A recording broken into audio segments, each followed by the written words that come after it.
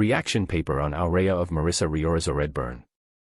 According to the Department of Foreign Affairs or DFA, there are overseas Filipino workers all over the world. These Filipinos are hoping for a brighter future for themselves and/or for their families. Most of them are domestic helpers in Middle East.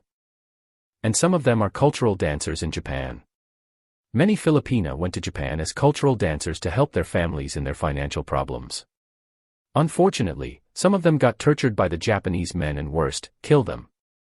And the story of Aurea written by Marissa Reorizo Redburn reflects the sufferings and hardships of women in Japan. In the first part of Aurea, it features a hard-working girl that helps her parents to earn money for them to be able to eat something. Due to this, she can't manage her studies well and is often absent in school, and results to being left behind by her classmates, and is still in grade 5 at the age of 15.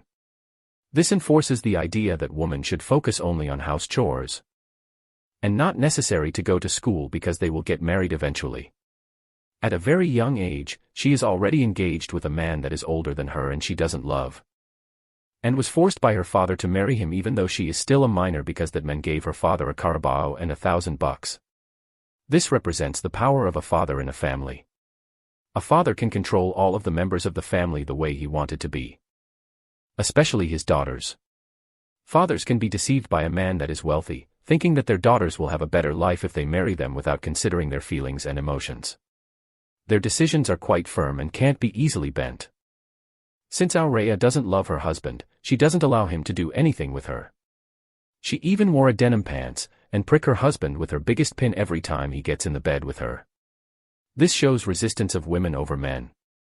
Women are not toys that they can use when they wanted to. Several days after, she eloped with Antonio. Aurea thought that through Antonio, she can escape from her husband and from her family, thinking that they will survive and be happy for as long as they love each other. But her parents have recovered her from Antonio and returned her to her husband.